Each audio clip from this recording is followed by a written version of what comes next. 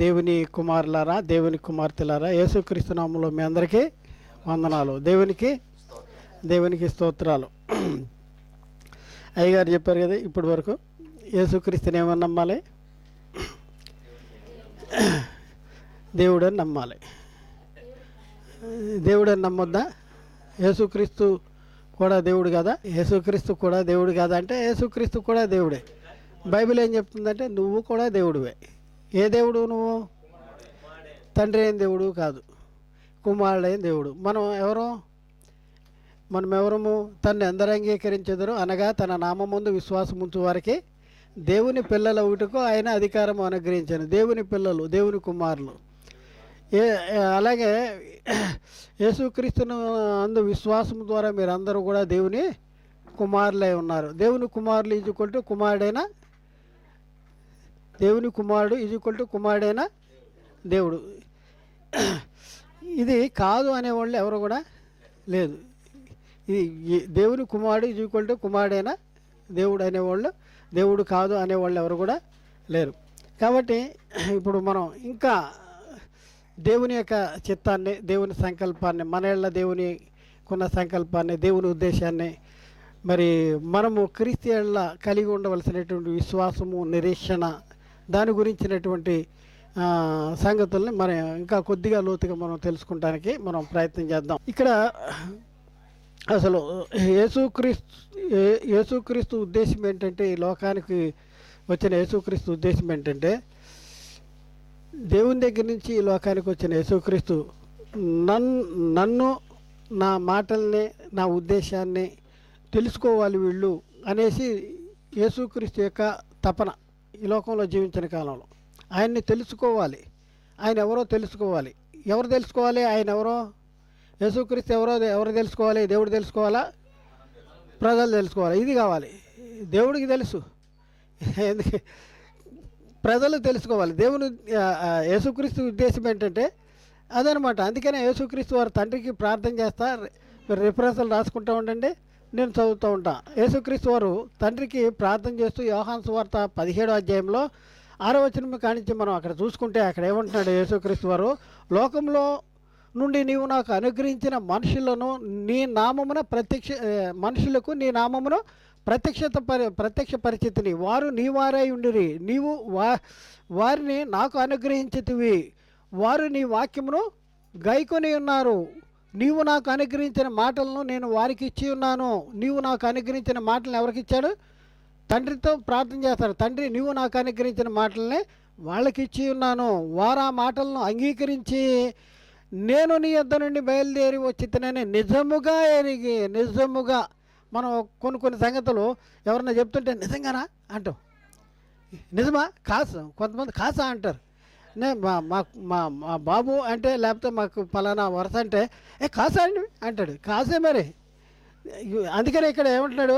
నేను నీ యొద్ద నుండి బయలుదేరి వచ్చితేనే నిజముగా ఎరిగి, చూడండి, నీవు నన్ను పంపితివని నమ్మితిరి గనుక అంటాడు.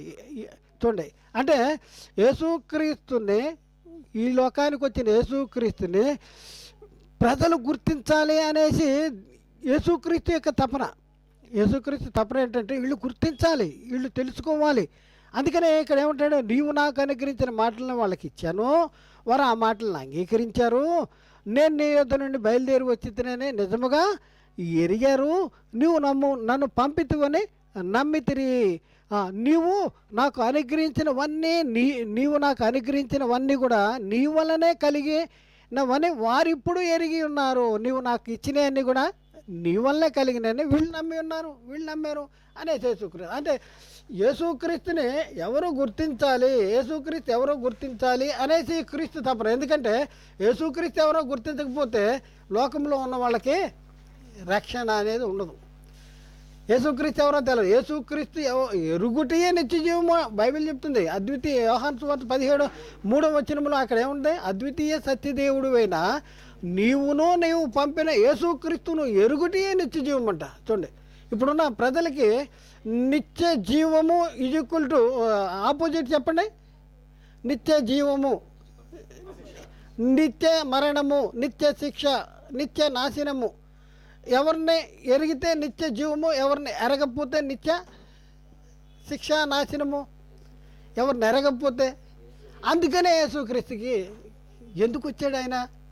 నశించిన దాన్ని వెతికి రక్షించడానికి యేసుక్రీస్తు వచ్చాడు. పరిచారం చేయించుకుంటకు ఆయన రాలేదు. పరిచారం చేయుటకును అనేకులకు ప్రతిగా ప్రాణ విమోచన క్రయధర్ముగా తన్ను తాను అర్పించుకుంటానికి వచ్చాడు. అర్పించుకుంటా. అందుకనే యేసుక్రీస్తు నేనెవరినో తెలుసుకోవాలి, వీళ్ళు నేనెవరినో తెలుసుకోవాలి అనేసి ఒక తపన యేసుక్రీస్తులో ఉంటూ ఉండేది. అందుకనే యేసుక్రీస్తు తనలో ఉన్న భావాన్ని ఇదిగో వీళ్ళు తెలుసుకోగలుగుతున్నారు అనేసి యేసుక్రీస్తు తండ్రికి ప్రార్థన చేస్తూ ఉన్నాడు. ఇక్కడ మనం పరిశీలన చేసుకుంటే ఇదే ఆలోచనతో యేసుక్రీస్తు కొంతమందిని ప్రశ్నిస్తున్నారు. ఏం ప్రశ్నిస్తున్నారు ఏంటి అనేసి ఇప్పుడు మనం చూద్దాం. చూడండి, యేసుక్రీస్తు ఏమంటున్నాడంటే పరిశీలన ఒక ప్రశ్న వేస్తున్నాడు, పరిశీలన అడుగుతున్నాడు. ఏమని అడుగుతున్నాడు?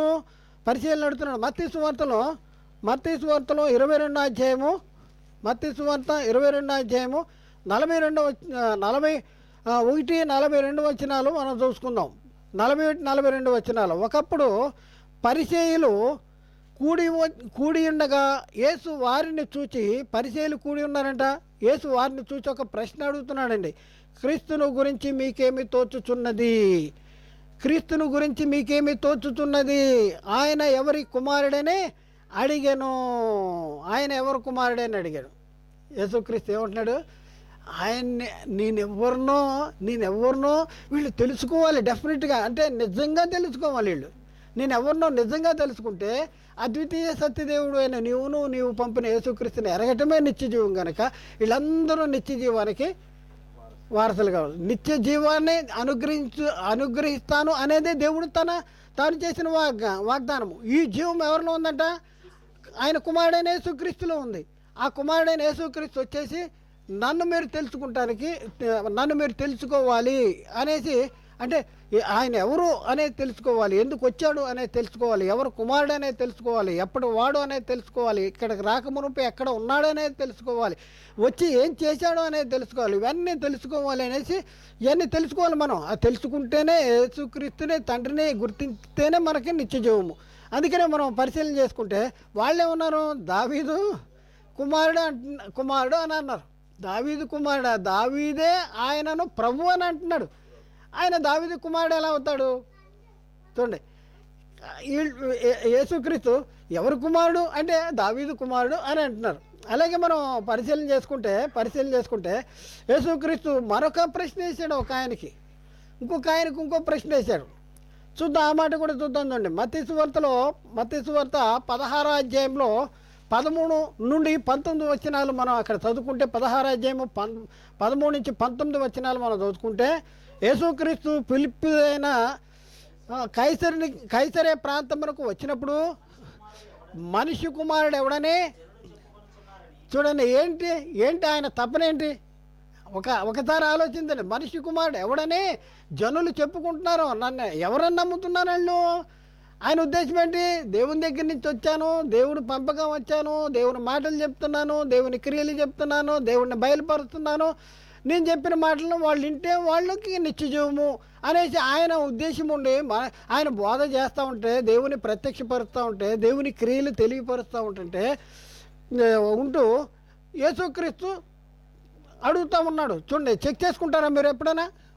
మనం వాక్యం చెప్తూ ఉండి ప్రజలు ఏమనుకుంటున్నారు? మనం చెప్పే వాక్యము మన ప్రవర్తనకి మనం చెప్పేదానికి ట్రాలీ అవుతుందని కొంతమంది ఈడ సొల్లుగాడు ఆడు చెప్తాడు. కానీ ఇంట్లోనంటే ఇక్కడికి వచ్చంట వాక్యం చెప్తా అంట ఉల్లిపాయలు తినొద్దు అని చెప్పాడంట. ఉల్లిపాయలు తినొద్దు ఎందుకంటే పౌరుషం వచ్చేద్ది ఉల్లిపాయలు తినకూడదు అన్నాడు. పాస్టమ్మ గారు ఇంటికాడ ఏం చేసి ఉల్లిపాయలు లేకుండా కూర వండింది. పిచ్చిదానా, ఎందుకే ఉల్లిపాయలు లేకుండా కూర? నువ్వే కదా వాక్యం చెప్పావండి. నీకు కాదు, ఎవరికి చెప్పావు? వాళ్ళకే, మనకు కాదు అంటాడు. ఇట్లా మనం చూస్తే, అసలు ఇక్కడ మనం చూస్తే యేసుక్రీస్తు ఎవరు అని ప్రజలు చెప్పుకుంటున్నారు అని శిష్యులను అడిగాడు. శిష్యులను అడిగితే ఇక్కడ మనం చూద్దాం. చూడండి, వాళ్ళు చెప్తా ఉన్నారు శిష్యులు. వారు కొందరు బాప్తిజమిచ్చి యోహానని, కొందరు ఏలియా అని, కొందరు ఇర్మియా అని, లేక ప్రవక్తల్లో ఒకడని చెప్పుకొనుచున్నారు అని వాళ్ళు చెప్పుకుంటున్నారు. మళ్ళీ ఇంకా డీటెయిల్ కావాలి ఆయనకి, ఇంకా డీటెయిల్ కావాలి, ఇంకా ఇంకా ఇంకా ఇంకా తెలుసుకోవాలి ఆయన. సరే బాగానే ఉంది, వాళ్ళేదో అనుకుంటున్నారు. అయితే మీరేమో నమ్ముతున్నారు, నా పక్కన తిరుగుతున్నారు కదా, నా అమ్మాయిలు తిరుగుతున్నారు కదా, నేను చేసేయని చూస్తున్నారు కదా, నేను చెప్పే మాటలు వింటున్నారు కదా, నువ్వేమనుకుంటున్నావు మీరేమనుకుంటున్నారు చూద్దాం కింద మాట్లాడుతున్నాను. అందుకు ఆయన 15 వచనం, అందుకు ఆయన మీరైతే నేను ఎవడనని చెప్పుకొనుచున్నారని వారిని అడిగాను. మీరైతే ఎవరినని చెప్పుకుంటున్నారు? ఇది కావాలి. యేసుక్రీస్తుకి ఆయనకి ఒక రిజల్ట్ కావాలన్నమాట. ఆయనకు ఒక సమాధానం కావాలి. ఏంటంటే వచ్చాడు, తండ్రి పంపగా వచ్చాడు, తండ్రి పని చేస్తూ ఉన్నాడు, తండ్రి మాటలు చెప్తా ఉన్నాడు. కానీ ప్రజలు ఎలా విశ్వసిస్తున్నారు, నన్ను ఎలా నమ్ముతున్నారు, అసలు ఎలా నమ్మాలి చూడండి. ఎందుకు యేసుక్రీస్తు ఇంత స్పష్టంగా తెలుసుకోవాలని అనుకుంటున్నాడు ప్రజల ఉద్దేశాన్ని అని అంటే, అసలు అద్వితీయ సత్యదేవుడైన నిన్నును నీవు పంపిన యేసుక్రీస్తుని ఎరుగుటి నిత్యజీవము. యేసుక్రీస్తుని ఎరగాలి, నన్ను గుర్తించాలి అంటే నేను తండ్రి దగ్గర నుంచి నేను దేవుని కుమారుడని, తండ్రి పంపించాడని, తండ్రి దగ్గర నుంచి వచ్చానని, తండ్రి మాటలు చెప్తున్నానని, తండ్రి క్రియలు చేస్తున్నానని, మరి వీళ్ళకి నిత్య జీవాన్ని ఇవ్వటానికి వచ్చిన వాడనని అనేసి ఆయన గుర్తించాలి అనేసి యేసుక్రీస్తు యొక్క తపన అనమాట. అందుకు సీమోను పేతురు అంటున్నాడు, సమాధానం చెప్తున్నాడు. ఏమైనా సమాధానం చెప్తున్నాడండి? సీమోను పేతురు, నీవు మా యేసేపు భార్య అయినటువంటి మరియ కుమారుడమైన క్రీస్తువు. ఏమండి, యేసేపు భార్య అయిన, రాసుకోండి వీళ్ళు అదే చేస్తున్నారు కదా ఇప్పుడు. యేసుక్రీస్తు ఎవరి కుమారుడు అనేసి ఈరోజు పండగ చేస్తున్నారు. ఎవరి కుమారుడు అని పండగ చేస్తారు. పేతురు ఏమన్నాడు తెలుసా? సీమోను పేతురు ఏమన్నాడు? నీవు సజీవుడు అయిన దేవుని కుమారుడు అయిన క్రీస్తువు సజీవుడు అయిన దేవుని కుమారుడు అయిన క్రీస్తువు. చిచి, ఏం పేతురు నువ్వు ఇలా మాట్లాడతావు? అదిగో మా అమ్మ ఉంది అక్కడ, మా అమ్మ ఆ ముందు ఇలా మాట్లాడితే ఎట్లా? లే మరి కుమారుడు అని చెప్పు, యేసేపు కుమారుడు అని చెప్పు, దావీదు కుమారుడు, లేకపోతే ఏదైనా చెప్పు, కానీ ఇది మాత్రం చెప్పొద్దు అన్నాడా అంటే అనలేదు. ఏమన్నాడండి?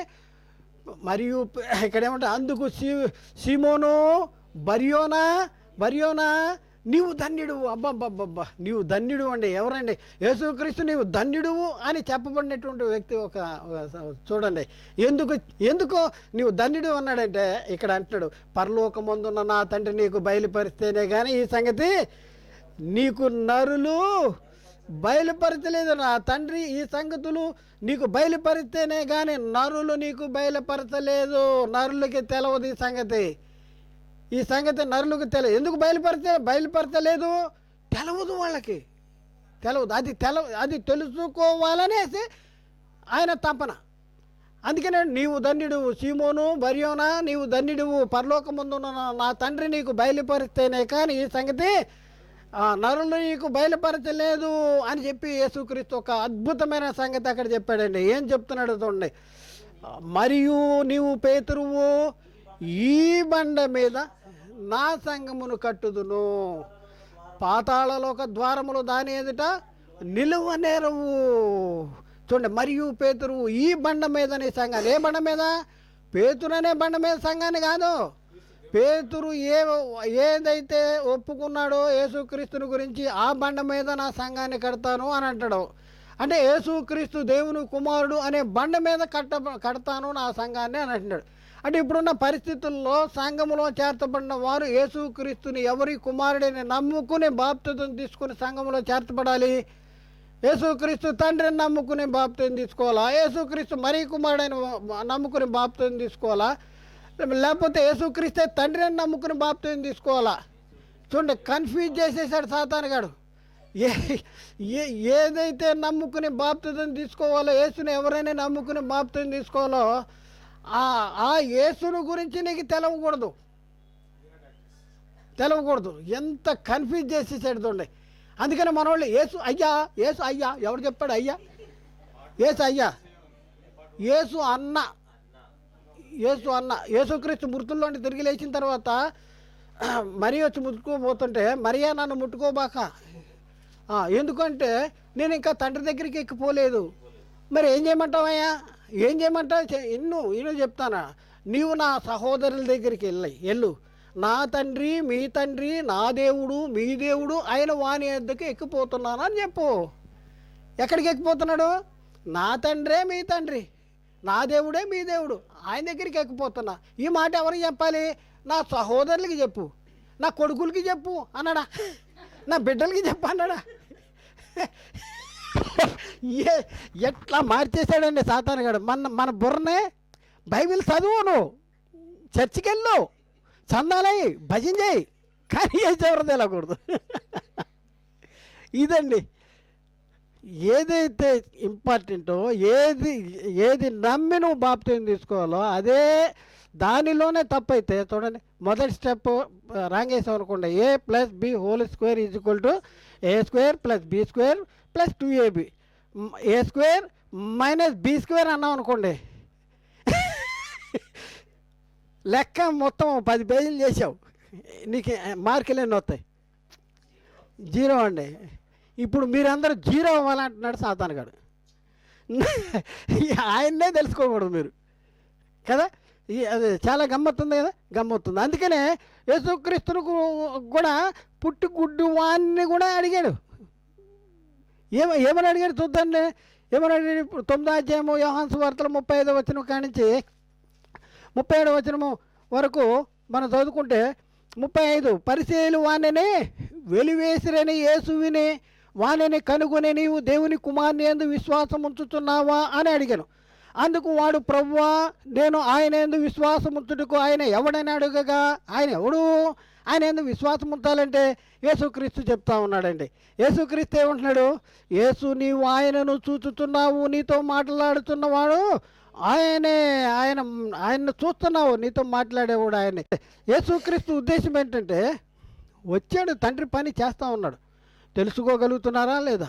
ఎలా ఉన్నారు? పరిస్థితి ఎలా ఉంది? ప్రజల పరిస్థితి తెలుసుకుంటేనే నిత్యజీవము. మనం చూసాం కదా, యేసు ఎవరైనా ఎరగటం నిత్యజీవము, యేసు ఎవరిని ఎరగటం నిత్యజీవము అంటే యోహాను సువార్త 17:3లో యేసు అద్వితీయ సత్యదేవుడు అయిన నీవు పంపిన యేసుక్రీస్తును ఎవరిని ఎరగటం నిత్యజీవం అంటే యేసుక్రీస్తుని పంపిన తండ్రిని గుర్తించాలి, అది నిత్యజీవము.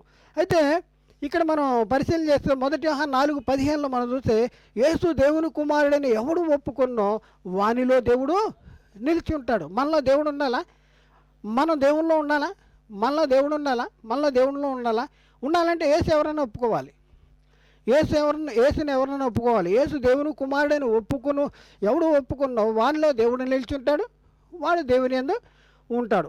అయితే ఇక్కడ 1 యోహాను 5:11లో దేవుని కుమారుని అంగీకరించువాడు జీవము గలవాడు, దేవుని కుమారుని అంగీకరింపనివాడు జీవము లేనివాడు. దేవుని కుమారుని అంగీకరింపనివాడు అంటే ఎవరు? దేవుని కుమారుడు అంగీకరింపను యేసుక్రీస్తు మరి కుమారుడు అని పండుగలు చేసుకునేవాళ్ళు, యేసుక్రీస్తే తండ్రి అని చెప్పేవాళ్ళు. చూడండి, దేవుని కుమారుడు అంటే దేవుని కుమారుని అంగీకరింపని వాళ్ళు ఎవరు? యేసుక్రీస్తే తండ్రి అండి, ఆయనే తండ్రి, ఆయనే కొడుకండి, ఆయనే పరిశుద్ధాత్ముడు అండి. యేసుక్రీస్తు చాలా క్లియర్గా చెప్తున్నాడు, నేను తండ్రి దగ్గర నుంచి వచ్చాను, తండ్రి దగ్గరికి వెళ్తున్నా, ఇవన్నీ చాలా క్లియర్గా చెప్పాడు. చూడండి, అందుకనే 1 యోహాను పత్రిక 2:22లో 1 యోహాను పత్రిక 2వ అధ్యాయం 22లో వీళ్ళ ఈ గ్రూపుని బైబిల్ ఏం చెప్తుంది చూద్దాం. చూడండి, 1 యోహాను పత్రిక 2వ అధ్యాయం 22వ వచనం, యేసు క్రీస్తు కాడని చెప్పువాడు తప్ప ఎవడు అబద్ధికుడు, తండ్రిని కుమారుని ఒప్పుకొనని వీడే క్రీస్తు విరోధి. చూడండి, తండ్రిని తండ్రిగా ఒప్పుకోవాలి, కుమారుని కుమారుడిగా ఒప్పుకోవాలి. తండ్రిని కుమారుని, ఇక్కడ చూడండి, తండ్రిని కుమారుని ఒప్పుకొనని వీడే క్రీస్తు విరోధి. తండ్రే క్రీస్తు అని కాదు, తండ్రిని కుమారుని ఒప్పుకోవాలి అంటాడు, వేరువేరుగా ఒప్పుకోవాలి. 1 యోహాను పత్రిక 3:22 ఇప్పుడు చదివింది. అలాగే 1 యోహాను పత్రిక 4:2లో కూడా మనం చూస్తే, తండ్రే శరీరం ధరించుకునే యేసుక్రీస్తుగా వచ్చాడు అని చెప్పే బోధ జరుగుతూ ఉంది. కానీ ఇక్కడ ఏముంటుంది? 1 యోహాను పత్రిక 4:2 వచనాల్లో యేసుక్రీస్తు శరీరధారిగా వచ్చినని ఏ ఆత్మ ఒప్పుకున్నదో అది దేవుని సంబంధమైనదే కాదు, అది దేవుని సంబంధమైనది కాదు. తర్వాత 1 యోహాను 5:20లో మొదటి యోహాను పత్రిక 5:20 మనము దేవుని కుమారుడైన యేసుక్రీస్తునందు ఉన్న వారమై సత్యవంతుని యందు ఉన్నాము అనేసి ఇక్కడ రాయబడింది. కాబట్టి ఇదంతా మనం పరిశీలన చేసుకుంటే యేసుక్రీస్తుని గుర్తించాలి. నువ్వు యేసుక్రీస్తు ఎవరో నువ్వు తెలుసుకోవాలి అనేసి యేసుక్రీస్తు యొక్క ఉద్దేశం. అది తండ్రి యొక్క ఉద్దేశం కూడా అదే. ఆయన్ని పంపించాడు. వీళ్ళు తెలుసుకుంటారో లేదో, ఎందుకంటే దేవుడు ఎవరి గురించి చింతిస్తున్నాడండి? ఎవరి గురించి చింతిస్తున్నాడు? ఆయన మిమ్మల్ని గురించి. ఎవరండి? మిమ్మల్ని గురించి చింతించడానికి అంత శ్రద్ధ మీ మీద పెట్టుకున్నాడంటే, అవును పెట్టుకున్నాడు. మీరు లేనప్పుడే మీరు కావాలని కోరుకున్నాడు. మరి మన కోసం తన సొంత కుమారుని పాప శరీరాకారంతో ఈ లోకానికి పంపించాడు. ఆయన శరీరం ముందు మన పాపాలకి శిక్ష విధించాడు. అందుకనే దేవుడు తన దగ్గర ఉన్నటువంటి తనతో సమాన మహిమలో ఉన్నటువంటి యేసుక్రీస్తుని ఎక్కువ ప్రేమించాడా? నిన్ను ప్రేమించాడంటే మనల్ని ప్రేమించాడు. అందుకనే ఆయన్ని పంపించాడు. మనల్ని ఆయన దగ్గర తీసుకెళ్ళటానికి యేసుక్రీస్తుని పంపించాడంటే మరి మనల్ని ఎంతగా ప్రేమించాడు చూడండి. కాబట్టి ఇప్పుడున్న పరిస్థితుల్లో మరి యేసుక్రీస్తుని ఎవరి కుమారుడని గుర్తించాలి? యేసుక్రీస్తుని ఆయనే తండ్రి అని గుర్తించాలా? యేసుక్రీస్తు మరీ కుమారుడని గుర్తించాలా? అంటే బైబిల్ చెప్తున్న సంగతి ఏంటంటే, యేసుక్రీస్తు దేవుని కుమారుడు ఎలా అవుతాడండి అంటే, యేసుక్రీస్తుని కంటే యేసుక్రీస్తుని ఎవరు కన్నారు? దేవుడు కన్నాడా? మరీ కందా అంటే మరీ కందని బైబిల్లో ఉంది, దేవుడు కన్నాడని బైబిల్లో ఉంది. మరీ కందని బైబిల్లో ఉంది, దేవుడు కన్నాడని. మరీ కన్నదని బైబిల్లో ఉన్న మాటలు కొన్ని చూద్దామండి. మరీ కన్నది అనేసి బైబిల్లో ఉన్న మాటలు కొన్ని చూద్దాం. ఇక్కడ మనం చూస్తే క్రీస్తును పుట్టుకను గురించి ప్రవచనం ఉంది. 7వ అధ్యాయము యెషయా గ్రంథము 14వ వచనం. కాబట్టి యెషయా గ్రంథము 7:14. ఇక్కడ మనం చూస్తే, కాబట్టి ప్రభువే తాను ఒక సూచనను మీకు చూపును, ఆలకించుడి, కన్యక గర్భవతి కుమారుని కన్ను, అతనికి ఇమ్మానుయేలు అని పేరు పెట్టుదు అన్న. ఇమ్మానుయేలు అని పేరు పెడతావు అని అన్నాడు. కన్యక గర్భవతి. మరి ఇక్కడ మనం చూస్తే మత్తయి సువార్త 1వ అధ్యాయం 16వ వచనంలో మనం అక్కడ చూసుకుంటే, మత్తయి సువార్త 1వ అధ్యాయం 16వ వచనంలో అక్కడ చూసుకుంటే, యాకోబు మరియ భర్త అయిన యేసేపును కనెను. యాకోబు ఎవరిని కన్నాడు? మరియ భర్త అయిన యేసేపును కనెను అనేసి అక్కడ కామ పెట్టేసి, ఆమె యందు అంటే మరియ యందు, ఆమె యందు క్రీస్తనబడిన యేసు పుట్టెను. ఇక్కడ యేసేపునందు క్రీస్తనబడిన యేసు పుట్టెనని లేదు. ఇక్కడ ఆమె యందు అంటే ఎవరు? మరియ యందు. తర్వాత లూకాసు వార్తలో కూడా మనం చదువుకుంటే అక్కడ మనకి లూకాసు వార్త 1వ అధ్యాయము రాసుకోండి, నేను చెప్తాను. 1వ అధ్యాయము 26వ వచనం కాడి నుంచి 31వ వచనము వరకు మనం అక్కడ చూసుకున్నప్పుడు అక్కడ ఏముందంటే, పరలోకము నుండి దేవుని సముఖము నిల్చున్న ఒక గాబ్రియేల్ అనే దేవదూత వచ్చేసాడు. ఎవరి దగ్గరికి? మరీ దగ్గరికి వచ్చేసాడు. మరీ దగ్గరికి వచ్చేసి మరీతో అంటున్న మాట ఏంటంటే, మరియా దయాప్రాప్తురాలా నీకు శుభము అంటే ఆమె బాహుగా తొందరపడిందంటే, శుభవచనం ఏమిటో అని ఆలోచించుకునిస్తుండగా, ఇదిగో నీవు గర్భము ధరించి కుమార్ని కానీ ఆయనకు యేసు అని పేరు పెడతావు, గర్భం ధరిస్తావు, కుమారుని కంటావు, యేసు అని పేరు పెడతావు అనేసి అక్కడ చెప్పబడింది. కాబట్టి మరి కన్నద అంటే కన్నది అనేసి బైబిల్లో ఉంది. లూకాసు వార్తలో 2వ అధ్యాయము 1 నుంచి 7 వచనాలు అక్కడ మనం చూసుకున్నప్పుడు, లూకాసు వార్త యేసు ని మరి కన్నది అనే మాట అక్కడ రాయబడింది. లూకాసు వార్త 2వ అధ్యాయము 1 నుంచి 7 వచనాలు మనం చూసుకున్నప్పుడు, ఇక్కడ మనం చూసుకున్నప్పుడు 6వ వచనం చూద్దాం. వారు అక్కడ ఉన్నప్పుడు ఆమె ప్రసవ దినములు నిండిన గనక తన తొలిచూరు కుమార్ని కని పొత్తుగుడ్డలతో చుట్టి సత్రములో వారికి స్థలము లేనందున ఆయనను పశువుల తొట్టులో పరుండబెట్టను అనేసి అక్కడ రాయబడి ఉంది. కాబట్టి ఇప్పుడున్న పరిస్థితుల్లో యేసు ఎవరి కుమారుడు అంటే మరియు కుమారుడు అనేసి మన వాళ్ళు పండగలు చేస్తున్నారు. మరి అదే బైబిల్లో ఇంకో మాట కూడా ఉంది. యేసు ఎవరి కుమారుడు అంటే, యేసు ఎవరి కుమారుడు? యేసుని ఎవరు కన్నారు అంటే, యేసును దేవుడు కన్నాడు అనేసి బైబిల్లో ఉంది. మరి దాన్ని కూడా మనం ఆలోచిద్దాం. చూడండి, హెబ్రీ పత్రిక 1వ అధ్యాయం 5వ వచనం. హెబ్రీ పత్రిక 1వ అధ్యాయం 5వ వచనం. హెబ్రీ పత్రిక 1వ అధ్యాయం 5వ వచనం అక్కడ చెప్తున్నమాట, ఏలైనగా నీవు నా కుమారుడువు, నేడు నిన్ను కని ఉన్నాను అనియు ఇదియుగాక నేను ఆయనకు తండ్రినే ఉందును, ఆయన నా కుమారుడే ఉండును అని ఆ దూతలతో ఎవరితో అన్నా చెప్పినా అంటే ఎవరితో చెప్పుంటాడు? కుమారుడితో చెప్పాడు. నీవు నా కుమారుడు, నేడు నేను నిన్ను కని ఉన్నాను అనేసి ఇక్కడ రాయబడింది. అలాగే ఎబ్రీ పత్రిక 5వ అధ్యాయం 5వ వచనంలో కూడా మనం పరిశీలన చేసుకుంటే 5వ అధ్యాయం 5వ వచనంలో అటువలే క్రీస్తు కూడా ప్రధాన యాజకుడుకు తను తానే మహింపరచుకోలేదు, కానీ నీవు నా కుమారుడువు, నేడు నేను నిన్ను కని ఉన్నాను అని ఆయనతో చెప్పిన వాడే ఆయన్ని మహింపరిచాడు. ఆయనతో చెప్పింది ఎవరు? తండ్రి. ఏం చెప్పాడు ఆయనతో? నీవు నా కుమారుడు, నేడు నిన్ను కని ఉన్నాను. అలాగే దీని గురించిన ప్రవచనం కూడా రాయబడి ఉంది. కీర్తన 2వ అధ్యాయం 7వ వచనంలో అక్కడ ఏమనుందంటే, కీర్తన 2వ అధ్యాయం 7వ వచనంలో కట్టడలు నేను నీకు వివరించదును, యెహోవా నాకు ఇలాగ సెలవిచ్చెను, నీవు నా కుమారుడు, నేడు నేను కని ఉన్నాను. చూద్దాం ఇదంతా మనం పరిశీలన చేసుకుంటే మరి యేసుక్రీస్తుని కన్య మరియ కన్నదని బైబిల్లో ఉంది, యేసుక్రీస్తుని తండ్రి అయిన దేవుడు కన్నాడు అనే బైబిల్లో ఉంది. మనోళ్ళు ఏం చేస్తున్నారంటే కన్య మరియ కందనేసి బైబిల్లో ఉంది కనుక పండగలు చేస్తూ ఉన్నారు, యేసుక్రీస్తు పుట్టినరోజు పండగ చేస్తూ ఉన్నారు. అయితే ఇదంతా మనం పరిశీలన చేసుకుంటే యేసుక్రీస్తుని వాస్తవానికి కన్నదెవరు? గమనించండి, యేసుక్రీస్తుని వాస్తవానికి కన్నదెవరు? ఒకవేళ మరియ కందంటే మరియ కంటే ముందు యేసుక్రీస్తు లేడా? ఇది మన ప్రశ్న. మరియ కందంటే మరి తర్వాతే కదా యేసుక్రీస్తు ఉండేది. మరియ కంటే ముందు యేసుక్రీస్తు ఉన్నాడా లేడా?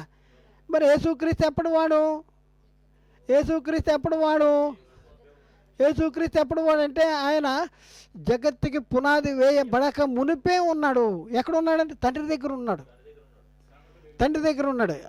చూద్దాం యోహాను సువార్తలో 17వ అధ్యాయం 5వ వచనంలో అక్కడ యేసుక్రీస్తు తండ్రికి ప్రార్థన చేస్తూ ఉన్నాడు. ఏమి ప్రార్థన చేస్తానంటే, తండ్రి లోకము పుట్టక మునుపు నీ యొద్ద నాకు ఏ మహిమ ఉండనో ఆ మహిమతో ఇప్పుడు నన్ను మహిమపరుచును. చూడండి, భూమి మీదకి వచ్చిన యేసుక్రీస్తు తండ్రికి ప్రార్థన చేస్తారు. లోకము పుట్టక మునుపు నీ యొద్ద నాకు ఏ మహిమ ఉండను అంటే, లోకము పుట్టక మునుపు నేను ఎక్కడున్నాను అని యేసుక్రీస్తు చెప్తున్నాడు.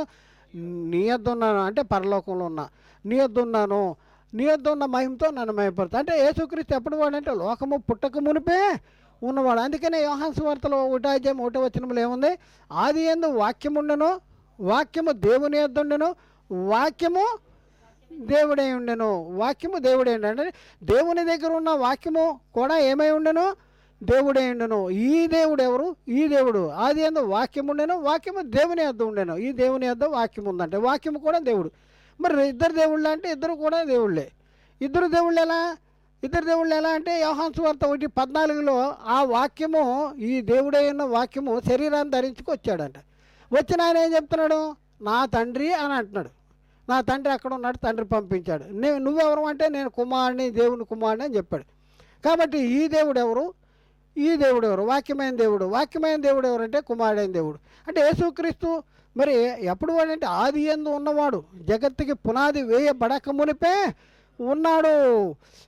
యోహాను సువార్త 1:14లో ఆ వాక్యమే శరీరధారి కృపాసత్య సంపూర్ణంగా మన మధ్య నివసించను అనేసి. చూడండి, యోహాను సువార్త 1వ అధ్యాయము 2-3 వచనాల్లో మనం చూస్తే ఆయన ఆది యందు దేవుని యొద్ద ఉండెను, సమస్తమును ఆయన మూలముగా కలిగి ఉన్నది ఏది ఆయన లేకుండా కలగలేదు. అలాగే కొలసీ పత్రిక 1:15-16 వచనాల్లో ఆయన అదృశ్య దేవుని స్వరూపి ఉండి సర్వ సృష్టికి ఆది సంభూతుడై ఉన్నాడు. కొలసీ పత్రిక 1:15-16 ఆయన అదృశ్య దేవుని స్వరూపి ఉండి సర్వ సృష్టికి ఆది సంభూతుడై ఉన్నాడు. ఏలైనగా ఆకాశమందున్నవేనను, భూమి యందున్నవేనను, దృశ్యమైనవేను అదృశ్యమైనవేనను, అవి సింహాసనములైనను, ప్రభుత్వములైనను, ప్రధానులైనను, అధికారములైనను సర్వమును ఆయన యందు సృజించబడిను, సర్వమును ఆయన ద్వారాను ఆయన్ని బట్టి సూచించబడిను. కలిగి ఉన్నదేది కూడా ఆయన లేకుండా కలగలేదు. అంటే ఈ జగత్తుకి పునాది వేయబడక మునిపే ఉన్నాడు. ఎక్కడ ఉన్నా అంటే పరలోకంలో ఉన్నాడు, దేవుని దగ్గర ఉన్నాడు. మరి యేసుక్రీస్తు మరీ కుమారుడే బైబిల్లో ఉందండి. యేసుక్రీస్తుని దేవుడు అంటే నేను కన్నానా అని అంటున్నాడు. యేసుక్రీస్తు ఎప్పుడు వాడంటే జగత్తుకి పునాది వేయబడక మునిపే ఉన్నాను అనేసి అక్కడ చెప్తా ఉన్నాడు. ఇంకా చాలా రిఫరెన్స్లు ఉన్నాయి, రిఫరెన్స్లు రాసుకోండి, అవి చదవక్కర్లేదు. సామెతలు 8వ అధ్యాయం 22-26, సామెతలు 8వ అధ్యాయం 22-26,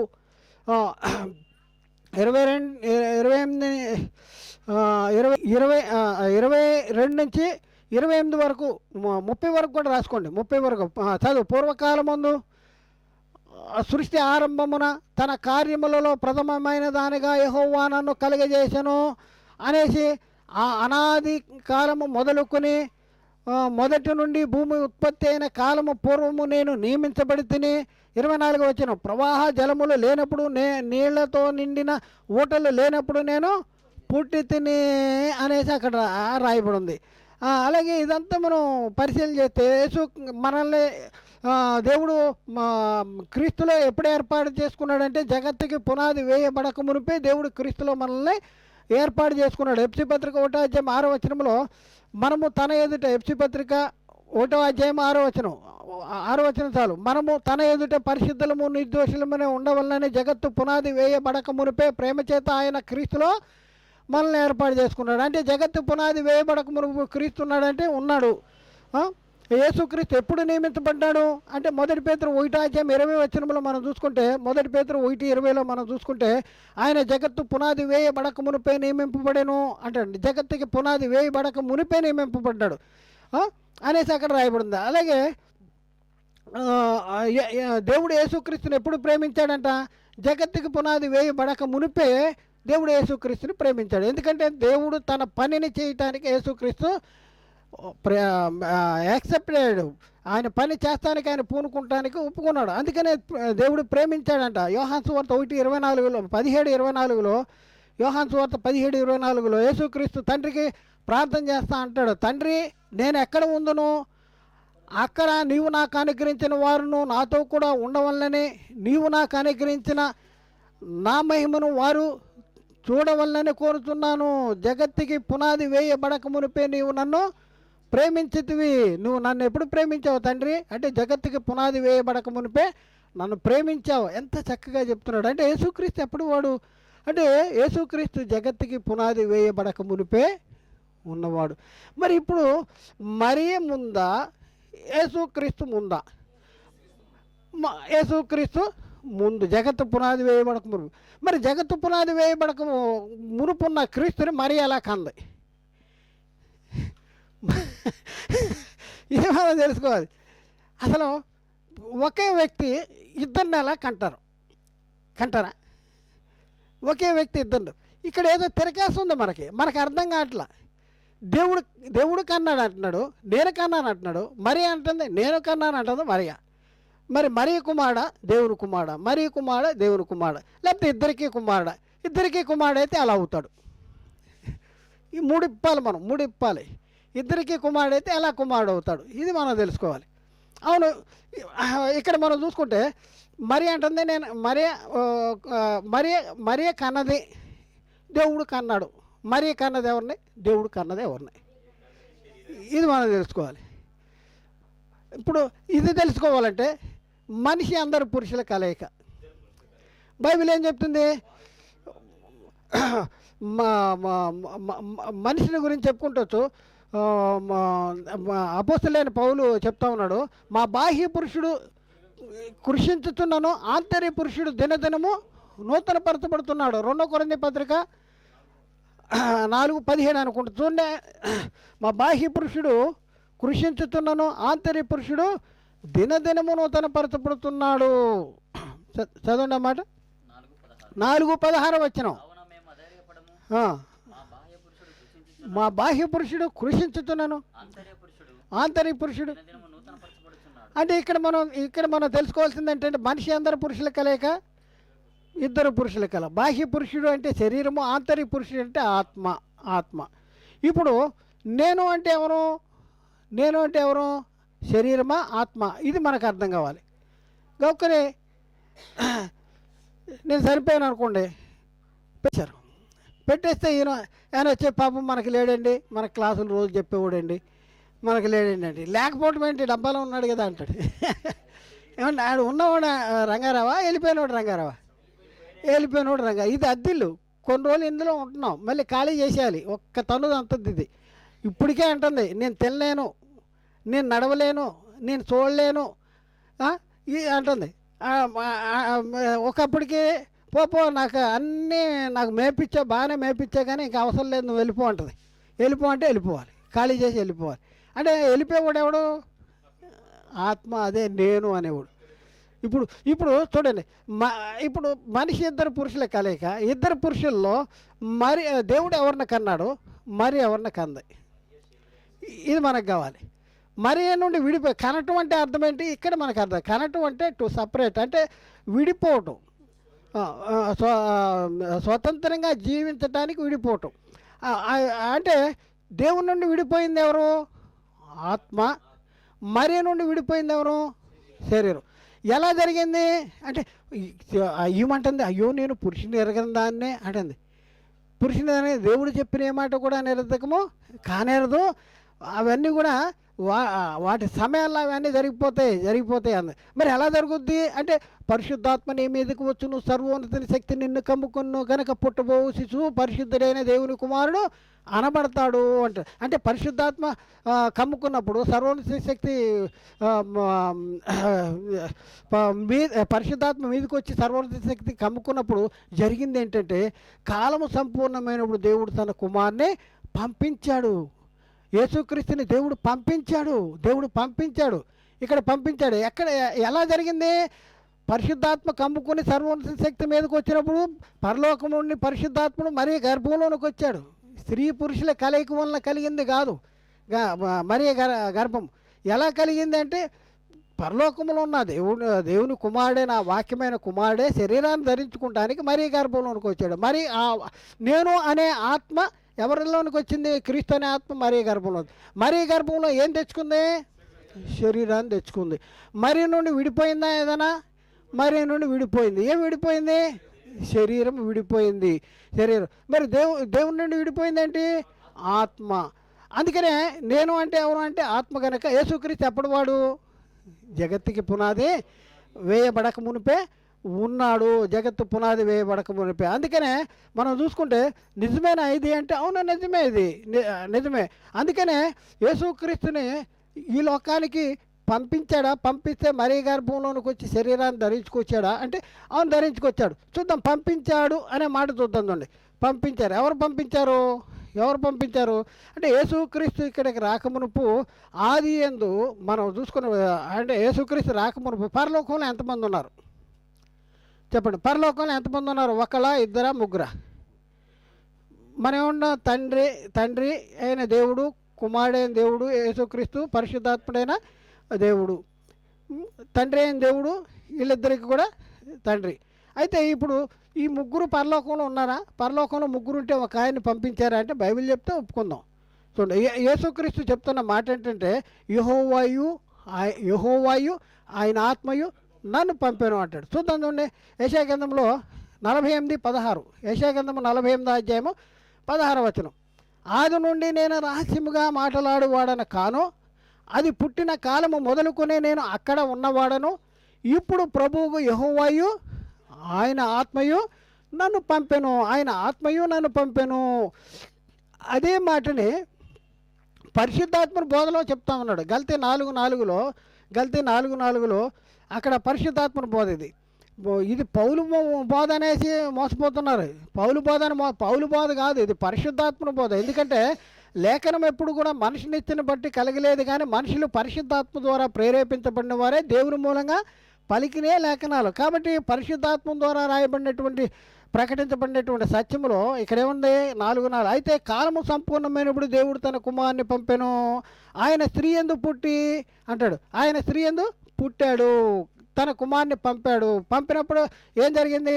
మరి గర్భంలోనికి ప్రవేశపెట్టబడ్డాడు, పుట్టాడు అంటాడు. అంటే మరి దేవుని నుండి విడిపోయిన ఆత్మ మరీ గర్భంలోనికి వెళ్తే ఆ ఆత్మకి శరీరాన్ని ఇచ్చింది ఎవరు? మరి నుండి విడిపోయిందంటే శరీరము. కాబట్టి ఇక్కడ మనం చూస్తే బైబిల్లో మరి కన్నదేనా ఉంది, దేవుడు కన్నాడు ఉంది. మరి దేవుడు కన్నది ఎవరిని, మరి కన్నది ఎవరిని? ఇది తెలుసుకుంటున్నారంటే, అవి మాకు అక్కర్లేదండి. ఇంటి మీద స్టార్లు పెట్టాలి, ఇల్లు సున్నం వేయాలి, పప్పలు ఉండాలి, కొత్త బట్టలు కావాలి, ఇది కావాలి. ఈ పాస్టర్లకి ఏం కావాలి? వీళ్ళకేం కావాలి? దండుకోవాలి. ఈరోజు మీ ఇంటికి, ఆ రోజు మీ ఇంటికి, ఈరోజు మీ ఇంటికి మీరేం చేస్తున్నారు? వాళ్ళు 500 ఇచ్చారు, వాళ్ళేమో అరిసెలు చేశారు, మీరేమో ఇది చేస్తున్నారు. ఈ ముందే ఆయన ఆర్డర్ ఇచ్చేస్తాడు. హోటల్లో ఆర్డర్ ఇస్తారు చూడు, అలా ఆర్డర్ ఇచ్చేస్తాడు. ఈ ఎందుకు ఎందుకు చేస్తున్నారంటే వీళ్ళు బతుకుతారు జానెడు పట్టు కోసం. మన దగ్గర అలా చేయను. ఎవరు వచ్చినా ఎవరు రాకపోయినా బైబిల్లో ఉన్నది చెప్పేస్తా అంతే. మొహమాటం మనిషిని బట్టి వీళ్ళు వెళ్ళిపోతారేమో అనేసి మనిషిని బట్టి బోధ మాత్రం అస్సలు చేయకూడదండి. అసలు అది కరెక్ట్ కాదు. అందుకనే పౌలు చెప్తున్నాడు, నీవు నీ బోధన సరి చేసుకో, నీ వీటి నిలకడగా ఉంటే నీవు బోధ విన్నవాడిని కూడా రక్షించుకుంటావు అంటాడు. కాబట్టి ఇక్కడ మనం పరిశీలన చేస్తే దేవుడు కుమారుని పంపాడు. అందుకని యేసుక్రీస్తు వారు ఇక్కడికి వచ్చి ఏం చేస్తున్నాడంటే, జీవము గల తండ్రి నన్ను పంపెను అంటాడు. తండ్రి మూలముగా జీవించుతున్నట్టే మీరు నన్ను తినివాడు నా మూలముగా జీవించును. యోహాను సువార్త 6:57 జీవము గల తండ్రి నన్ను పంపెను. యోహాను సువార్త 6:57, యోహాను సువార్త 7:29, యోహాను సువార్త 7:29 నేను ఆయన యొద్ద నుండి వచ్చి తిని ఆయన నన్ను పంపెను. తర్వాత యోహాను సువార్త 8:42 యేసు వారితో ఇట్లనెను, దేవుడు మీ తండ్రి అయిన మీరు నన్ను ప్రేమించరు, నేను దేవుని యొద్ద నుండి బయలుదేరి వచ్చినాను, నా అంతటా నేనే వచ్చి ఉండలేదు, ఆయన నన్ను పంపెను.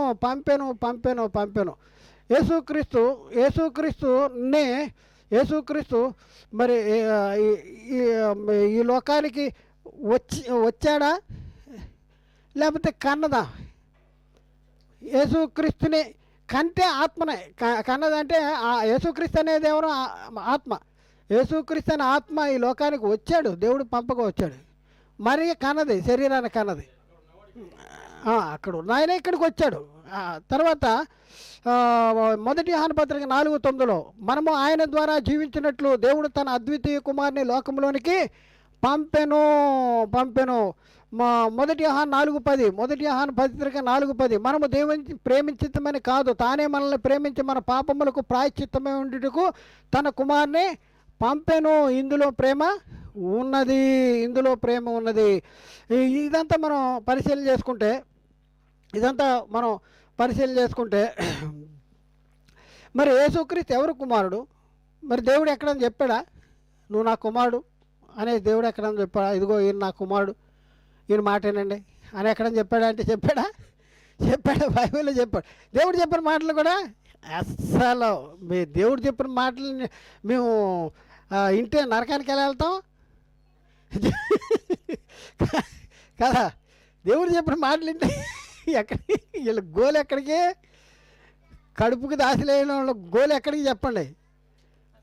నాశనమే వారి అంతమంట, వారి కడిపే వారి దేవుడు, ఏది అంతం వారికి. కాబట్టి వినేవాళ్ళకి అదే సరదాగా ఉంటుంది, చెప్పేవాడికి కూడా అదే సరదాగా ఉంటుంది. అలా చెప్తేనే సందాలు వస్తాయి, అలా చెప్తేనే మనకి. నేను ఓ దగ్గరికి వెళ్ళి వాక్యం చెప్తుంటే ఈ పాస్టర్ని ఎప్పుడు పిలవద్దండి అంటున్నాడు. ఏంటంటే వాళ్ళు చేసుకోవాలా వద్దా పండుగ చేసుకో ప్రశ్న వచ్చేసింది. గుంజాటం, మనసులో గుంజాటం, ఏం చేయాలి ఇక వాళ్ళకి ఇది అవట్లా. అందుకని ఈ పాస్టర్ని ఎప్పుడు పిలవదు, ఇంకో దాని గురించి కూడా చెప్పేస్తే మనకు ప్రాబ్లం అయిపోద్ది అనేసి భయపడిపోతున్నారు. భయపడిపోతే నువ్వు పిలవకపోతే కాళ్ళు దులుపుకుని వచ్చేస్తావు, మాకేం పర్వాలా.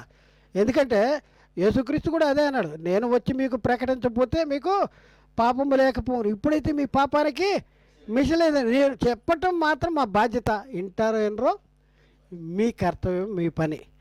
అందుకనే యేసుక్రీస్తును గురించి దేవుడు సాక్ష్యం చెప్తా ఉన్నాడు. చూడండి, ఈయన నా ప్రియ కుమారుడు, ఈయన ఎందు నేను ఆనందిస్తున్నాను, ఈయన మాట మీరు వినండి, ఈయన మరి కుమారుడు, మీరు పండగలు చేసుకోండి. దేవుడు చెప్పాడా? చూడండి, ఎవరు చెప్పని దాన్ని ఈ ప్రపంచమంతా చేపిస్తుందండి సాతాను. ఎవరు చెప్పని దాన్ని చెప్పిన దాన్ని చెప్పట్లేదు, చేయట్లేదు. చెయ్యొద్దన్న దాన్ని, చెప్పని దాన్ని వీళ్ళు చేస్తారు, చెయ్యకూడని దాన్ని చేస్తున్నారు. దేవుడు చెప్పాడా ఈయన మరి కుమారుడు మీరు పండుగ చేసుకోండి అని చెప్పాడా? ఆయన పుట్టినరోజు చేసుకోండి దేవుడు చెప్పాలా? యేసుక్రీస్తు చెప్పాడా నేను మరి కుమారుడిని యేసుక్రీస్తు ఎక్కడని చెప్పాడా? చెప్పలేదు. యేసుక్రీస్తు ఏమంటున్నాడు?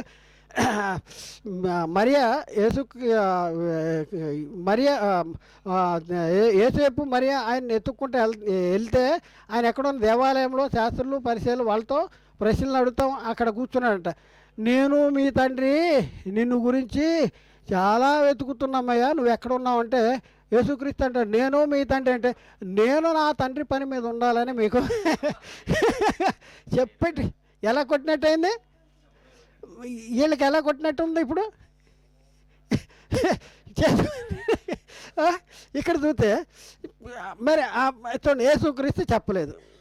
మరి అపోస్తలులు ఏమన్నా చేసుకున్నారా? యేసుక్రీస్తు చనిపోయిన తర్వాత ఉన్న వాళ్ళు అపోస్తలులు కదా, వాళ్ళు ఏమైనా చేసుకున్నారా? క్రీస్తుడు వాళ్ళు చేసుకోలేదు. మరి భవిష్యత్తులో మీరు చేసుకోండి అని పరిశుద్ధాత్ముడు అపోస్తలుల ద్వారా ఏమైనా సంఘానికి ఆజ్ఞలు ఇచ్చాడా? మీరు చేసుకోవాలి. పాత నిబంధనలో చెప్పాడు కదా, మీరు పస్కా పండగ, లేకపోతే పర్ణశాల పండగ, లేకపోతే పులియన్ రొట్టెల పండగ, ఈ పండుగలన్నీ చేసుకోవాలి అనేసి అక్కడ ఇశ్రాయేలుకి పండుగలు ఇచ్చాడు కదా. మరి క్రైస్తవులకి పండుగలు అపోస్తలుల ద్వారా ఏమన్నా చట్టం ఇచ్చాడా అంటే ఏమీ చెప్పలే. అపోస్తలు చేయలేదు, అపోస్తలు చెప్పలేదు. ఎవరు చెప్పని దాన్ని ఇప్పుడు ఎవరు చేపిస్తున్నారు సంఘానికి? ఇదే నా ప్రశ్న. ఎవరు చేపిస్తున్నారు? మీరు మరీ కుమారుడే నమ్మమండి. ఎవరు కుమారుడు అంటే పండుగ చేస్తారు చెప్పండి? దేవుని కుమారుడు అయితే పండుగ చేస్తారా? ఆయన ఎప్పుడు వాడు? కాబట్టి ఇప్పుడు సాతాను ఎలా ఆడిస్తుందో మనం చూద్దాం. అయితే దేవుడు క్రీస్తుని గురించి సాక్ష్యం ఇస్తున్నాడు. మత్తయి సువార్త 3:16-17 వచనాల్లో, మత్తయి సువార్త 3:16-17 యేసుక్రీస్తు బాప్తిజం పొందిన వెంటనే నీళ్ళలో ఉండి ఒడ్డుకు వచ్చెను. ఇదిగో ఆకాశము తెరవబట్టి దేవుని ఆత్మ పావురమూల దిగి తన మీదకి వచ్చి చూచెను. తర్వాత ఏం జరిగింది? మరియు ఇదిగో ఈయన నా ప్రియకుమారుడు, ఈయనందు నేను ఆనందించుతున్నాను అని ఒక శబ్దము ఆకాశం నుండి, ఒక శబ్దము. ఎవరు మాట్లాడి ఉంటారు? ఈయన నా ప్రియకుమారుడు, ఈయనందు నేను ఆనందిస్తున్నాను అనే మాట ఎవరు మాట్లాడి ఉంటారు? తండ్రి అయిన దేవుడు. పరిశుద్ధాత్ముడు మీద వాలాడు, దేవుడు సాక్ష్యం ఇస్తా ఉన్నాడు. చూద్దాం చూడండి, మత్తయి సువార్త 17:5 అతడు ఇంకను మాట్లాడుతుండగా ఇదిగో ప్రకాశమానమైన ఒక మేఘము వారిని కమ్మెను. ఇదిగో ఈయన నా ప్రియకుమారుడు, ఈయనందు నేను ఆనందించుతున్నాను, ఈయన మాట వినుడని అక్కడ శబ్దం వచ్చింది. మత్తయి సువార్త 17:5 మత్తయి సువార్త 17:5 తర్వాత 2 పేతురు పత్రిక 1:17-18 2 పేతురు 1:17-18 ఆయన మహత్యమును మేము కన్నులారా చూచిన వారమైతిమి, ఈయన నా ప్రియకుమారుడు, ఈయనందు నేను ఆనందించుతున్నాను అనే ఒక శబ్దము మహాదివ్య మహిమ నుండి ఆయన ఎదుకు వచ్చినప్పుడు తండ్రి అయిన దేవుని వలన ఘనత మహిమ ఆయన పొందగా, ఇక్కడ చాలా డీటెయిల్గా ఉంది. ఈ మాట మాట్లాడింది ఎవరనేది ఇక్కడ చాలా డీటెయిల్గా ఉంది. మేము ఆ పరిశుద్ధ పర్వతం మీద ఆయనతో కూడా ఉండిన వారమే, ఆ శబ్దము ఆకాశము నుండి రాగా వింటిమి అనేసి వీళ్ళు సాక్ష్యం చెప్తున్నారు. కాబట్టి మరి ఇక్కడ మనం పరిశీలన చేసుకుంటే యేసుక్రీస్తు ఎవరు కుమారుడు అనేసి తండ్రి సాక్ష్యం చెప్పాడు అంటే దేవుని కుమారుడు. మరి ఇంత చెప్పినా కూడా ఒకసారి ఆలోచించండి, యేసుక్రీస్తుని ఆ కాలంలో ఇప్పుడు కాలంలో యేసుక్రీస్తుని దేవుని కుమారుడని ఎవరు నమ్మట్లా. ఎందుకు ఒప్పుకోవట్లేదు, ఎందుకు నమ్మట్లేదు అంటే ప్రత్యక్ష నిదర్శనం ఏంటంటే మరీ కుమారుడని పండగలు చేసుకుంటాం, ఇదే ప్రత్యక్షం. అయితే ఆ దినాల్లో ఎవరు నమ్మారంటే ఎవరు నమ్మలేదండి. ఆ దినాల్లో యేసుక్రీస్తు ఎవరి దగ్గరికి వచ్చాడు?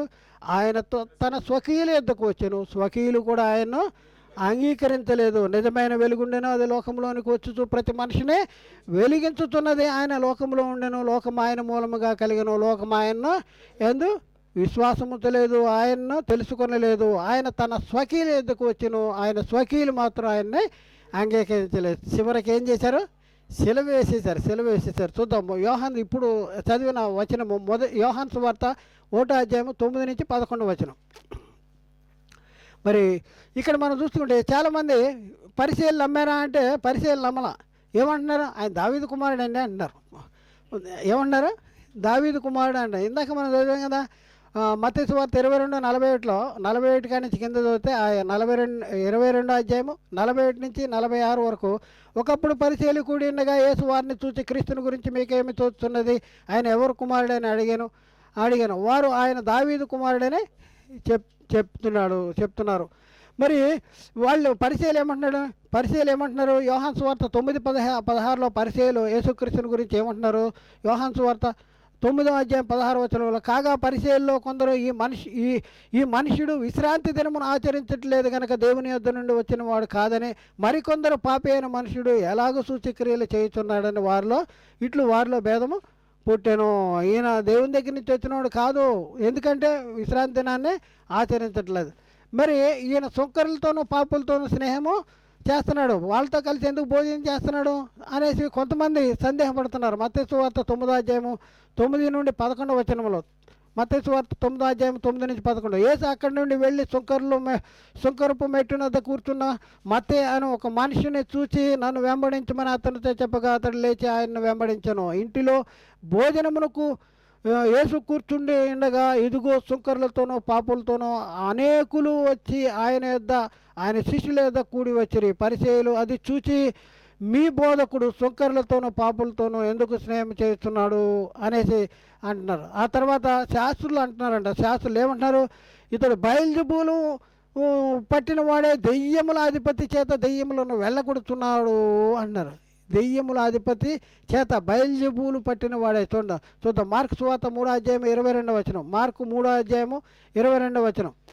యెరూషలేములో నుండి వచ్చినటువంటి శాస్త్రులు ఇతడు బయల్జెబూలు పట్టిన వాడే దెయ్యముల అధిపతి చేత దెయ్యములను వెళ్ళగొడుతున్నాడని చెప్పుకుంటున్నారు. మరి జనులు, అక్కడ ఉన్న జనులు ఏమనుకుంటున్నారంటే ఇందాక మనం చూసాం, శిష్యులు అడిగారు ఏమనుకుంటున్నారా అంటే, కొందరేమో ఏలియా అని, కొందరేమో ఇర్మియా అని, కొందరేమో ప్రవక్తల్లో ఒకడని, మరికొందరేమో ప్రవక్తల్లో ఒకడని ఇలా చెప్పుకుంటున్నారు అనేసి ఈ వచనాన్ని రాసుకోండి. ఇందాక చదివాం మత్తయి సువార్త 16వ అధ్యాయము 13 నుంచి 14 వచనం.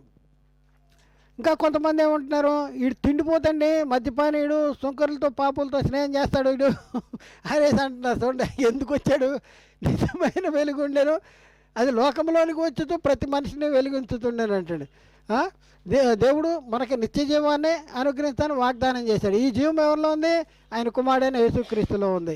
యేసుక్రీస్తునందు విశ్వాసం ఉంటే ఏంటి, మరణములో నుండి జీవంలోని దాటిపోతావు. ఫ్రాక్షన్ ఆఫ్ సెకండ్స్లో సత్య నరకానికి వెళ్ళేవాడు మరణంలో నుండి జీవంలో దాటిపోతావు క్రీస్తునందు విశ్వాసం. అలాంటి నిత్య జీవాన్ని అనుగ్రహించడానికి వచ్చిన యేసుక్రీస్తు ఇటు తిండిపోతండి అంటున్నారు. చూద్దాం అన్నమాట. మత్తయి సువార్త 11వ అధ్యాయము 18 నుంచి 19 వచనం. మత్తయి సువార్త 11వ అధ్యాయము 18 నుంచి 19. యోహాను తినకయు త్రాగియు వచ్చిన గనక వీడు దయ్యము పట్టిన వాడని వారు అనుతున్నారు. మనిషి కుమారుడు తినుచును తాగుతును వచ్చిన గనక వీడు తిండిపోతును, మద్యపానీయు, సుంకరులకును పాపులకును. చాలండి. ఏమనుకుంటున్నారండి? ఎవరన్నా గుర్తించారా అండి? ఆ కాలంలో ఎవరన్నా గుర్తించారా? ఆ కాలంలో కూడా గుర్తించలేదు. ఆయన స్వకీయుల దగ్గరికి వచ్చాడు, ఆయన స్వకీయులు ఆయన అంగీకరించలేదు. ఇలా మనం చూసుకుంటే చాలామంది ఏమంటారు, ఈయన యేసేపు కుమారుడు కదా, ఈయన తల్లి మరియ కదా, ఈయన సహోదరులు యాకోబు, యేసేపు, సీమోను, యూదా అని వారు ఇతని సహోదరులు కదా, ఏంటి వీళ్ళు మన మధ్యలో ఉన్నవాళ్ళు కదా, వీళ్ళందరూ ఈయన దేవుని కుమారుడు అంటాడేంటి అనేసి వాళ్ళు ఎవరు ఒప్పుకోవట్లేదండి. చూద్దాం మత్తయి యోహాను సువార్త 6వ అధ్యాయము 41-43 వచనాలు. 41 నుంచి, కుమారుని చూస్తే ఆయన యందు విశ్వాసముంచు ప్రతివాడు నిత్య జీవం పొందుటికే నా తండ్రి చిత్తము, అంత్యదినమునందు నేను వారిని లేపుదును. కాబట్టి నేను పరలోకము నుండి దిగి వచ్చిన ఆహారమనే ఆయన ఎలాగో చెప్పుతున్నాడు. యూదులు ఆయనను గూర్చి సనుక్కుంటున్నారంట. ఈయన యేసేపు కుమారుడైన యేసు కాడా, ఈయన తల్లి పేరు మరే, ఈయన తల్లిదండ్రులను మనం ఎరుగుదుము కదా, నేను పరలోకం నుండి దిగి వచ్చి ఉన్నాడని ఎలాగ చెప్పుతున్నాడు. ఈ క్రైస్తవులు ఏసు రక్తం ఉండు. ఏసు రక్తం ఎప్పుడో పోయింది, ఇప్పుడు ఏసు రక్తం అనేది ఇప్పుడు వాళ్ళు కూడా అంటున్నారు. ఇదంతా మనం చూస్తే మత్తయి సువార్త 13వ అధ్యాయం 55-56 వచనాల్లో ఇతడు వడ్లవాణి కుమారుడు కదా, ఇతని తల్లి పేరు మరే కదా అంటాడు. మత్తయి సువార్త 13వ అధ్యాయము 55-56 వచనాలు. 55-56 ఇతడు వడ్లవాణి కుమారుడు కాదా, ఇతని తల్లి పేరు మరియ కాదా, యాకోబు, యేసేపు, సిమోను, యూదా అని వారు ఇతని సహోదరులు కాదా, ఇతని సహోదరీమణులందరూ మనతోనే ఉన్నవారు కాదా అనేసి వాళ్ళు అభ్యంతరపడుతున్నారంట. ఈయన ఎక్కడి నుంచి వచ్చాడో ఏంటో అని అభ్యంతరపడతారు. తర్వాత ఈయన పాపి అని మేము ఎరుగుదాం. ఎక్కడ అంటున్నాడు? పుట్టుగుడ్డు వాడిని బాగు చేసినప్పుడు ఏమయ్యా నువ్వు ఆయన్ని ఎవరని నమ్ముతున్నావు అంటే, ఆయన ఎవరో నాకు తెలియదు కాబట్టి నేను గుడ్డివాడిగా పుట్టాను, నా కళ్ళని ఆయన తెరిపించాడు అంటే వీళ్ళు ఆయన వచ్చి అడిగిన వీళ్ళు ఏమంటున్నారంటే, ఈ మనుషుడు పాపి అని మేము ఎరుగుదాము. యోహాను సువార్త 9వ అధ్యాయములో మీరు రాసుకోండి, 18 నుంచి 25 వచనం రాసుకోండి. 24 వచనం కానీ చూద్దాం. కాబట్టి వాడు గుడ్డివాడేయండి మనుషుని రెండవ మారు పిలిచి దేవుని మహిమపరచము, ఈ మనుషుడు పాపి అని మేము ఎరుగుదామని వానితో చెప్పగా, వాడు ఆయన పాపియో కాదో నేను ఎరగను, ఒకటి మాత్రము నేను ఎరుగుదును, నేను గుడ్డివాడనేయండి ఇప్పుడు చూపు పొందుతున్నాను. పాపేను అని అంటే నేను అన్నాడు. ఇలాగ మనం చూస్తే వడ్లవాడి కుమారుడు కాదా, ఇట్లా చాలా సంగతులు బైబిల్లో ఇంకా చాలా సంగతులు ఉన్నాయి. అయితే వాస్తవానికి మనం చూస్తే కొంతమంది ఈయన దేవుని కుమారుడు అని కొంతమంది గుర్తించిన వాళ్ళు మనం చూస్తూ ఉన్నాం. గుర్తించిన వాళ్ళు మొట్టమొదటి వాళ్ళని ఎవరిని చెప్పుకోండి, ఎవరిని చెప్పుకోవచ్చు చెప్పండి. వీళ్ళందరూ దేవుని కుమారుడు అని అంటున్నారు. నమ్మి వణికే వాళ్ళు ఎవరైనా ఉన్నారా? నమ్మి వణుకుతున్నవి వ్యర్థుడా క్రియలేని విశ్వాసము నిష్ఫలమని నీవు తెలుసుకొని కోరుతున్నావా?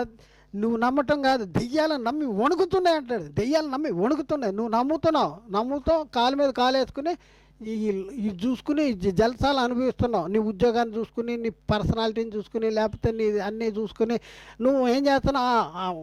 వచ్చాడు ఏమొచ్చాడు అవి నమ్మి వణుకుతున్నాయంట. చూడండి, మొట్టమొదటి నమ్మేది ఎవరు అంటే ఎక్కువగా నమ్మేది ఎక్కువగా ఇప్పుడు ఒక గుడిసె ఉంది. ఆ గుడిసెలో తల్లి పాలిస్తుంది, అది తాటాకుల గుడిసె. వెనక నుంచి అంటుకుంది. చిన్న పిల్ల వచ్చేసి ఆంటీ గుడిసె కాలిపోతుందంటే, కాలిపోతుందా, ఓ వెరీ గుడ్ అంటదా? ఏమంటుందండి, అమ్మ నా పిల్లడని ఒక్క కేకేసి అని కేకేసి బయటికి ఒక్క గంతేస్తుందండి. నమ్మితే చేయాలండి, మీరేం చేస్తున్నారు? ఏం చేయట్లా, నమ్ముతున్నాం అంతే. రైలు పట్టాల మీద నుంచునే నుంచుని నడుస్తున్నావు, రైలు వచ్చేస్తుందంటే ఏం చేస్తున్నావు? వస్తుందా, స్పీడ్గా వస్తుందా, స్లోగా వస్తుందా? అలాగే ఉన్నాం మన పని అలా ఉంది. ఏ నిమిషం నీ గుండె ఆగిపోతే తెలియదు. ఒక్క టప్పట్లు వేసిపోయావు అనుకో, నీ సంగతి ఏమవుద్ది? యేసు దేవుని కుమారుడే అని నమ్మకోకుండా యేసే తండ్రిని నమ్ముకుని బాప్తం తీసుకున్న వాళ్ళు, యేసు మరీ కుమారుడని నమ్ముకుని బాప్తం తీసుకున్న వాళ్ళు, వీళ్ళ పని ఏమవుద్ది? ఫ్రాక్షన్ ఆఫ్ సెకండ్స్లో ధనవంతుడు చనిపోయి పాతి పెట్టబడినప్పుడు అతడు పాతాళంలో బాధపడదు. వీళ్ళందరూ ఎక్కడున్నారు చెప్పండి? అదేనండి మన ప్రయత్నం. అగ్నిలో నుండి లాగినట్లు కొందరినైనా లాగటానికి ప్రయత్నం. మేము ఎవరిని నిందించడానికి కాదు, ఎవరిని దూషించడానికి కాదు, ఎవరిని నిందించడానికి కాదు. ఎందుకంటే అగ్నిలో నుండి లాగడం కోసం ప్రయత్నం చేస్తున్నాం, అంతేగాని మమ్మల్ని అపార్థం చేసుకోవద్దు. లేఖనాలను అపార్థం చేసుకున్నారు అప్పటి వాళ్ళు కూడా, లేఖనాలను అపార్థం చేసుకున్నారు. ఇప్పుడు ఉన్న పరిస్థితులు కూడా ఈ బైబిల్లో ఏముంది, దేవుడు ఏం చెప్పాడు, యేసుక్రీస్తును ఏం చెప్పాడు, క్రీస్తుని గురించి అపోస్తలులు పరిశుద్ధాత్మ ద్వారా ఏం చెప్పారు, మనం ఏది నమ్ముకోవాలి, ఎలా నమ్ముకోవాలి, ఇవన్నీ మనకి తెలవకోకుండా చేస్తానికి సాతాను తానే వెలుగుదూత వేషము ధరించుకుని వాని పరిచారకులకు నీతి పరిచారకుల వేషము ధరింపచేసి ఉన్నాడు. ఇది ఆశ్చర్యం కాదంటున్నాడు. వచ్చేసాడు, మన మధ్యలోకి వచ్చేసాడు. ఇప్పుడు మన పరిస్థితి ఎలా ఉందంటే, ఎక్కడుందంటే ఫ్రాక్షన్ ఆఫ్ సెకండ్స్లో కనురెప్పపాటి కాలంలో ఎక్కడికి వెళ్తాం? యేసు దేవుని కుమారుడని నమ్మకపోతే యేసే తండ్రి అండి అంటాడు. యేసు తండ్రి అండి అయ్యా అంటే తప్పే ఉంది అంటాడు. యేసు అయ్యా చూపి, ఒక్క దగ్గర చూపి, యేసు అయ్యా అని నేను అయ్యని అని ఎక్కడని చెప్పాడా? అపోస్తలులు అయ్యా అని అన్నారా? ఎవరు అయ్యా అన్నారా? ఒక ఆయన అంటాడు యేసుని అయ్యా అని అందండి. ఎవరో ఒక ఆమె సమరయ స్త్రీ అందండి. ఏమంటే సమరయ స్త్రీ యేసు ఎవరో తెలుసా? యేసు ఎవరో తెలియదు. ఏముంటుంది, మాకు మెస్సియా వస్తాడని మాకు తెలుసు అంటుంది. మెస్సియా వస్తాడని మాకు తెలుసు అని అంటుంటే నీతో మాట్లాడుతున్నా నేనే అనేసి తర్వాత చెప్పాడు. తర్వాత ఇప్పుడు తర్వాత ఏముంది, నీకు 5 మంది భర్తలు ఉన్నారు అనగానే దగ్గుమంది, అయ్యో నువ్వు ప్రవర్తమని గుర్తిస్తున్నానయ్యా అంది. ఆ తర్వాత చెప్పాడు నేనే ఆయన్ని. అయితే ఇదంతా మనం పరిశీలన చేస్తే యేసు ఎవరో తెలవని వాళ్ళు రెస్పెక్టబుల్గా ఏమంటారు చెప్పండి, అయ్యగారు అంటారు. అయ్యగారు అనగానే నేను కన్నానా లేకపోతే నేను తండ్రినా? ఆమె యేసు ఎవరో తెలవన్న పరిస్థితుల్లో యేసుని అయ్యా అంటే దాన్ని వీళ్ళు చూపిస్తున్నారు. వీళ్ళు ఎంత ఏం చెప్పాలి చెప్పండి, వీళ్ళు ఎలాంటి పరిస్థితుల్లో ఉన్నారు? దేవుని వైపు ఉన్నారా, అపవాది వైపు ఉన్నారా? నీకు యేసు ఎవరో తెలుసా? యేసు ఎవరైనా నమ్మాలని బైబిల్ చెప్తుంది. యేసు ఎవరిని 3 లోక యేసు యోహాను సువార్త 17 అధ్యాయంలో మనం చూస్తే అక్కడ అపోస్తలుల గారు 17 యేసుక్రీస్తు అందరికీ ప్రభువు అనేసి అక్కడ 17:30. అలాగే మనం చూస్తే ఫిలిప్పీ పత్రిక 2వ అధ్యాయం 9 నుంచి 11 వచనాల్లో అందుచేతను ఆయన పరలోకముందు ఉన్న వారిలో కానీ భూమి మీద ఉన్న వారిలో కానీ భూమి కింద ఉన్న వారిలో కానీ ప్రతివాని మోకాలు యేసునామమును వంగనట్లును ప్రతివాని నాలుక తండ్రి అయిన దేవుని మహిమార్థమై యేసుక్రీస్తు ప్రభు అని ఒప్పుకున్నట్లును ఆయన అత్యధికమే హెచ్చించి తన కుడి పార్శ్వాన కూర్చోబెట్టుకున్నాడు. 3 లోకాల్లో ఉన్నవాళ్ళు యేసుక్రీస్తుని ప్రభు అని ఒప్పుకోవాలి, ఆయన దేవుని కుమారుడు అని ఒప్పుకోవాలి, ఆయన రక్షకుడు అని ఒప్పుకోవాలి, క్రీస్తు రక్తం ద్వారా పాప విమోచన కలిగిందని నమ్మాలంటే లేదండి ఆయన తండ్రి అండి యేసుగా వచ్చాడండి అంటున్నారు. ఆయన అయ్యా అండి అయ్యా అంటే తప్పే ఉందండి. అక్కడ సమరస్త్రీ అంది కదండి, ఇక్కడ పలానా వాళ్ళు అన్నారు కదండి. ఇప్పుడు బైబిల్లో ఏం చెప్తుందండి? యేసు ఎవరు నమ్మితే నిత్యజీవము చూడండి. మొదటి యోహాను పత్రిక 5వ అధ్యాయం 5వ వచనంలో అక్కడే ఉందంటే యేసు దేవుని కుమారుడనే నమ్మువాడు తప్ప లోకాన్ని జయించినవాడు మరి ఎవడు ఇక్కడ మనం చూసుకుంటే కాబట్టి చూడండి, మార్త ఏమైనా సాక్ష్యం ఇస్తుంది. మార్త అని అప్పుడున్న వాళ్ళు కూడా నమ్మలేదు. యేసుక్రీస్తు దేవుని కుమారుడని అప్పుడున్న వాళ్ళు నమ్మలేదు. యేసుక్రీస్తు దేవుని కుమారుడని ఇప్పుడున్న వాళ్ళు కూడా నమ్ముతున్నారా? ఎవరు నమ్ముతున్నారా? పైన స్టార్లు కడుతున్నారు. మేము నమ్మట్లేదు అనేసి రుజువు అనమాట. ఇదంతా మనం పరిశీలన చేస్తే యేసుక్రీస్తుని ఎవరు నమ్మాలంటే యేసుక్రీస్తు దేవుని కుమారుడని నమ్మి ఆయన నామమున జీవము పొందినట్లును ఈ లేఖనాలు రాయబడినాయి. యేసుక్రీస్తు దేవుని కుమారుడు మనం ఇందా చదివే యోహాను సువార్తలో చదివాం కదా, ఎన్ని 20వ అధ్యాయం 30-31 వచనాల్లో యేసుక్రీస్తు దేవుని కుమారుడైన క్రీస్తు అని మీరు నమ్మునట్లును నమ్మి ఆయన నామమున మీరు జీవము పొందినట్లును ఇవి వ్రాయబడి ఉన్నవి. అంతవరకు మనం చూద్దాం. అయితే ఇంకా ఇంకో గంట దాకా ఉంది. అది ఇప్పుడు మనం ముందు బాప్తిజాలు ఉన్నాయి కనుక నెక్స్ట్ వీక్ మనం మాట్లాడుకుందాం. దేవుడు మాట్లాడిన ప్రతి మాట ప్రతి ఒక్క హృదయంలో నెరిగట్టి ఫలం చేయనుగాక. ఆమెన్.